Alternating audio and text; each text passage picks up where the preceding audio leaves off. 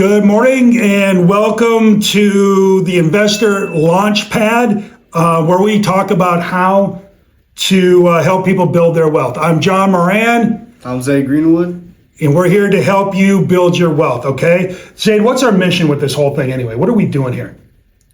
I think our main thing is that we're trying to help people build wealth as fast as we can. Right? We want folks, young and old, to build their wealth as soon as possible such that they have the financial freedom to do whatever they want sooner rather than later. Simple as that, okay?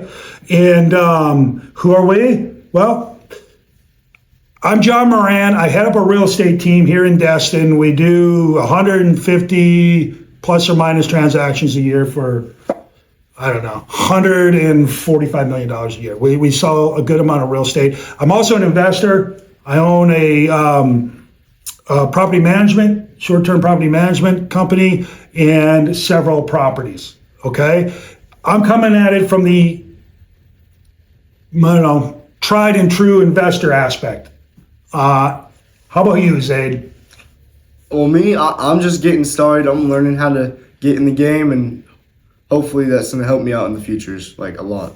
Right? Because really what it comes down to, Zade, right, is like we said, we want people to get financially free such they can do whatever they want, wherever they want, whenever they want. Right. Whether they're a teenager like you or a little bit older than a teenager like me, right? So that's what we're about. If you're like-minded, if you're like Zade and you're young and you want to get this thing going, boom. If you're like me and you're already into your career and everything, but you still want to keep it going because maybe you're not so sure you're going to have enough money for retirement and all that stuff, perfect. This is for you as well.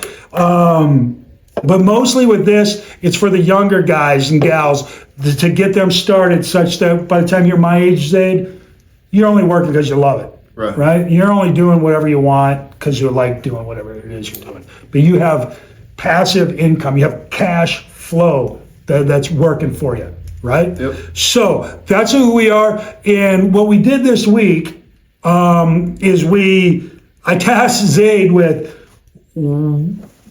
10 reasons to invest when you're young.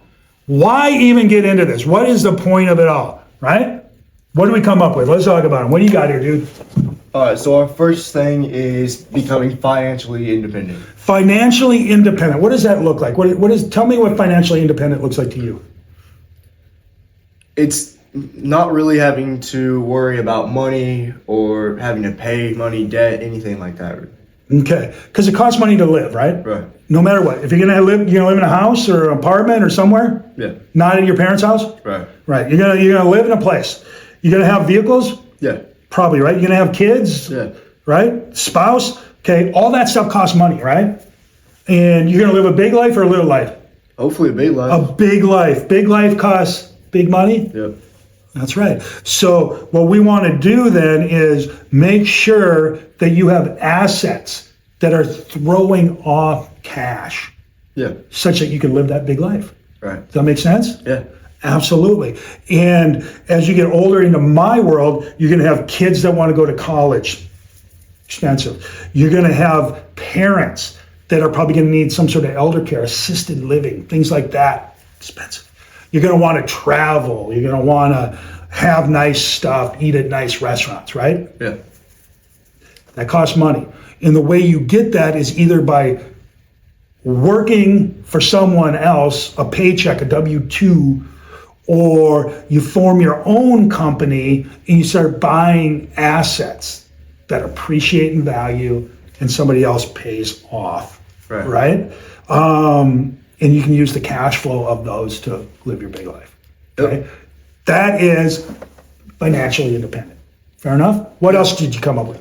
So relationships just with other investors. God, this is good.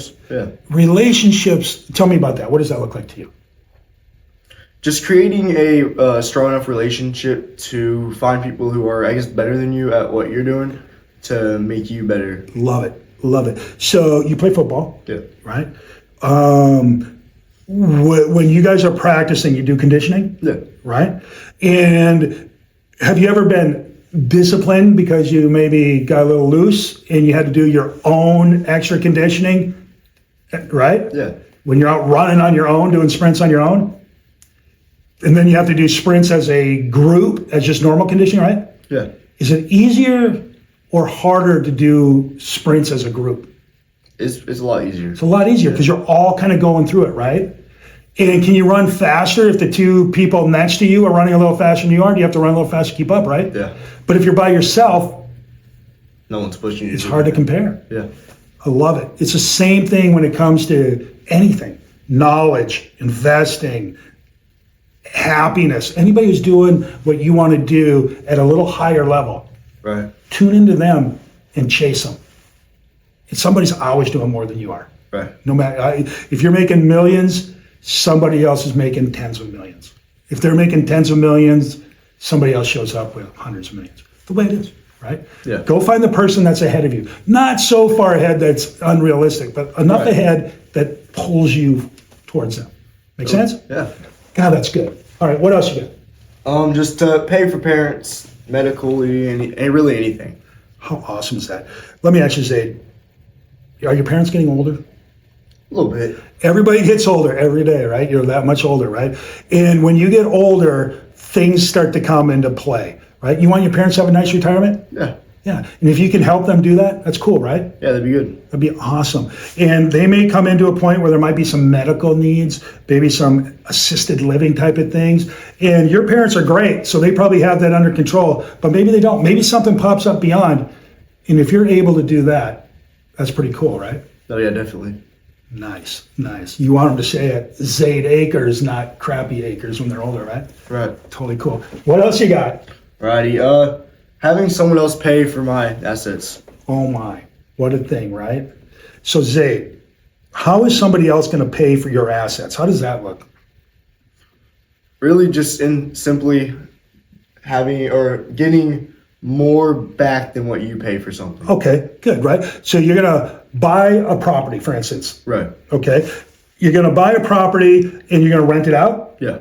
Okay. And the renter's going to pay more than it costs to own. Yeah. And that extra cash throw off is money for you, right? Right. Okay. Not only that, but that renter is paying your mortgage and your cost to own. Yeah. So they're essentially buying your house for you, right? Yep. And giving you some extra money to go live your big life. Yeah. That's a good thing, right? Oh yeah, definitely. That's what having somebody else pay for it means, right? Yep. It's nice to have somebody else pay for your lifestyle, isn't it? Yeah, I think so. God, that's so cool. Smart. Okay, what else you got on here, dude? Just having an education. All right, education. What does that look like? Tell me about this. So, in my opinion, just for someone who's starting out, I feel like an education and just investing, real estate, even just in like life, I guess, it's just really good to have that to make sure you know what you're doing whenever you get into the real world.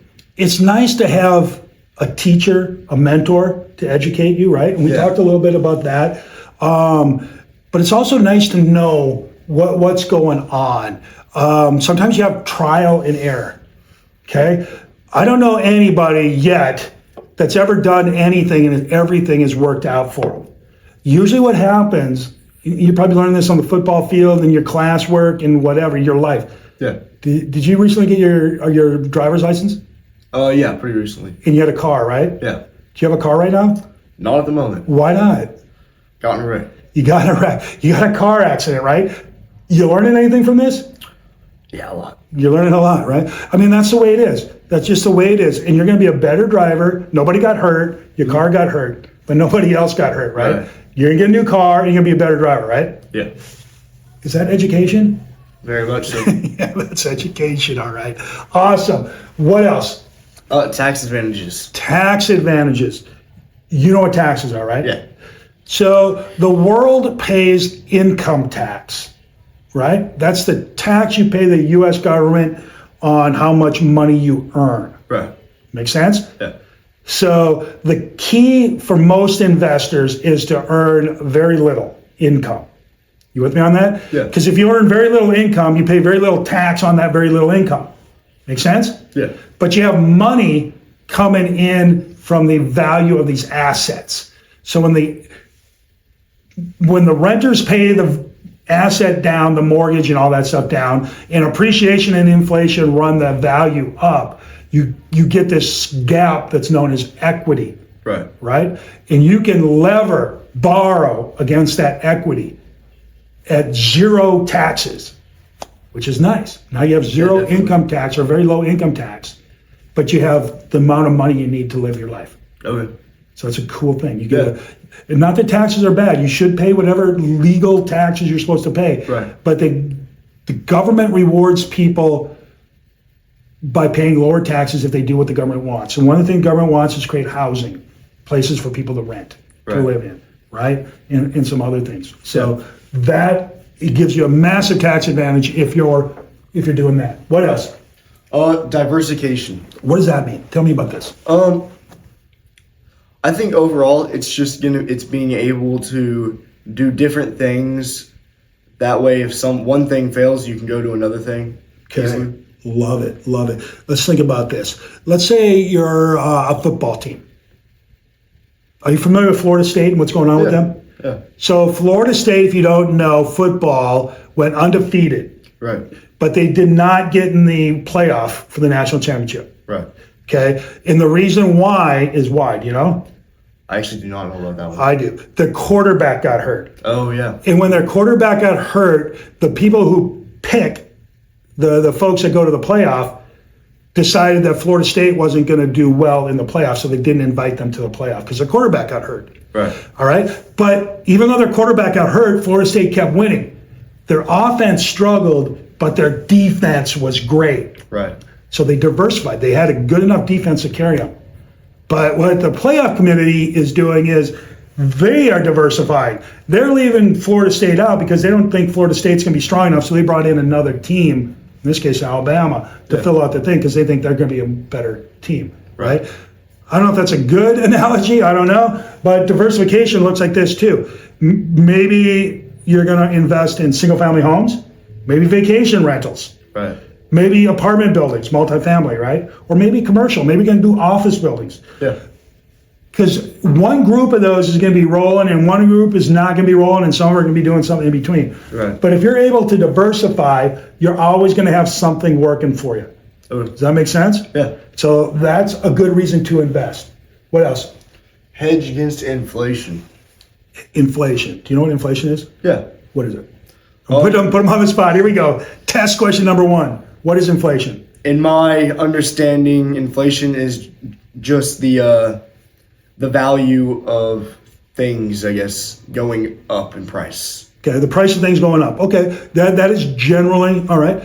Inflation is when there's too many dollars chasing too few goods or services. Right. There's just, people have too much money, so they're willing to pay you a lot of money for your, let's see, what would be an example? You have a car for sale. Mm-hmm. You have one car for sale, but people have a lot of money.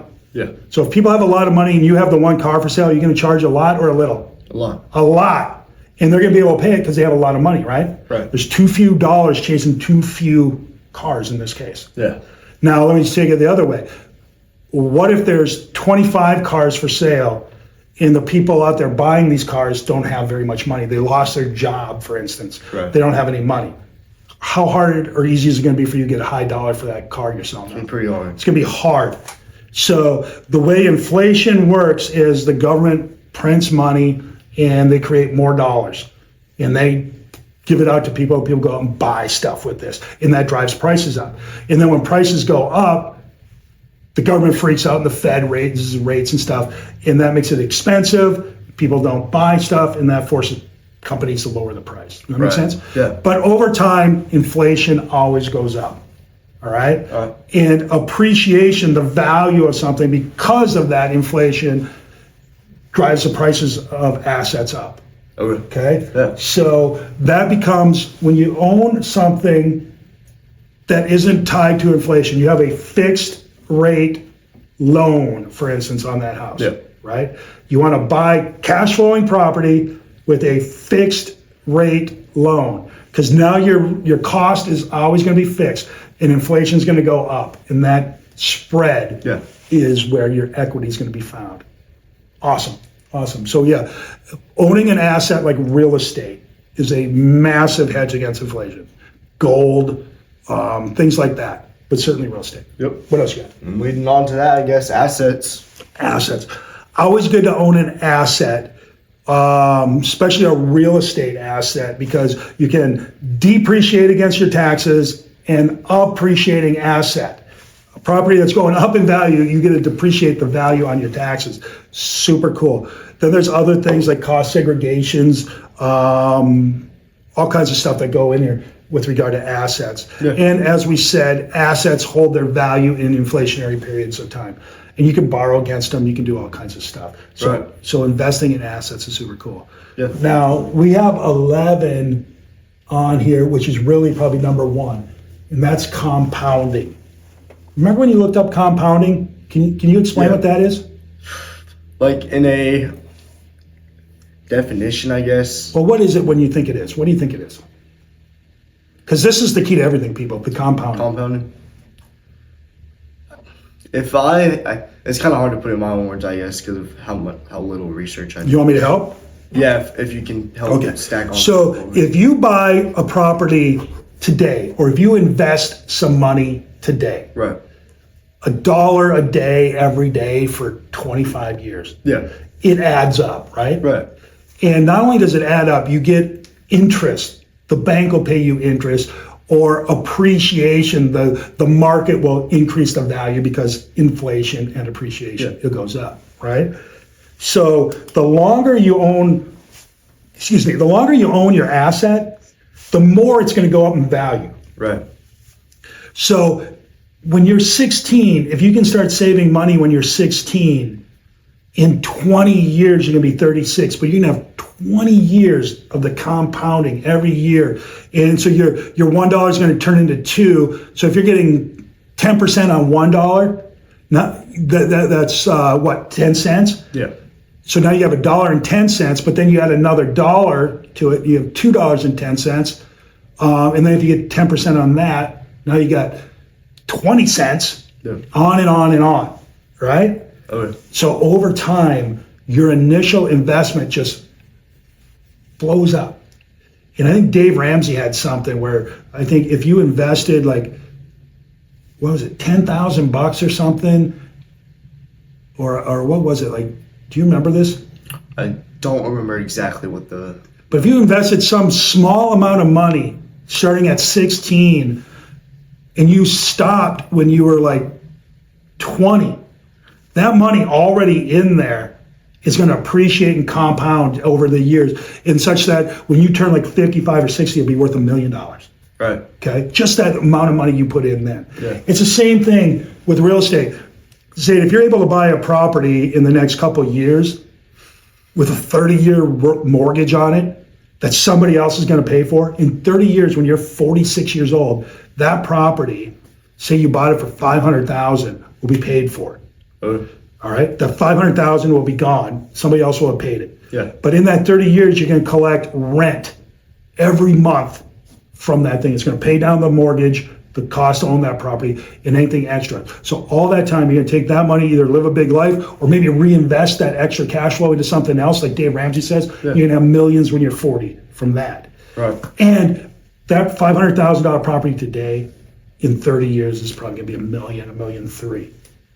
Okay. Right. So now you got $1.3 million that you own free and clear. You're mid 40s years old. Yeah. And you got all this cash flow that you've collected over the 30 years. The compounding is massive. So use your time. Get started. Whether you're 16, whether you're 26, 36, 40, whatever. You can be 56 and assuming you're going to live to 76 or 86 or 96, you're going to have money. If you buy now and in 20 years, that your investment today is going to, your 20-year self is going to love you because of this compounding. Mm-hmm. But my friend, you got to start, because the benefit you are going to be is you're going to be younger than I am and have significantly more than I have because you're smart enough to get started. What a great thing. And you got all this education, you're diversified, you know about taxes, you got all this stuff. Can you imagine 20 years from now? Let's just do this before we sign off on this. Go into your future machine.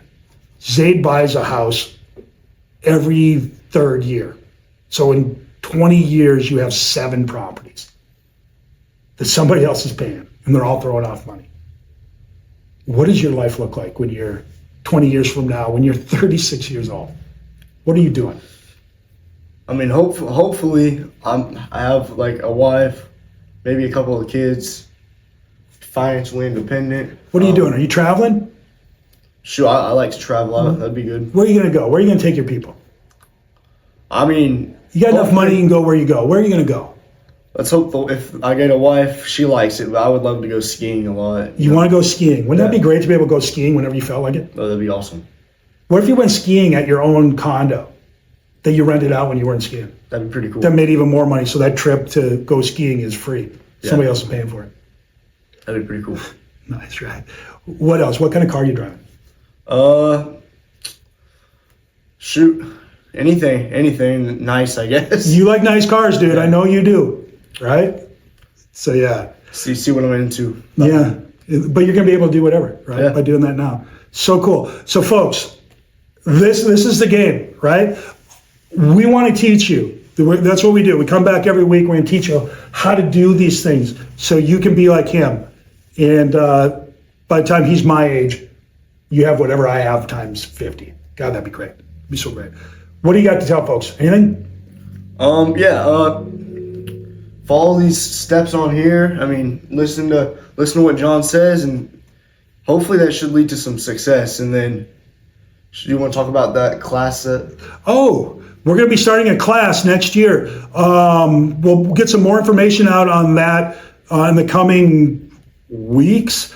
Probably going to be in February, I think. Yeah. And it's going to be a free class where we're going to, you just go sign up for it, and we're going to start giving out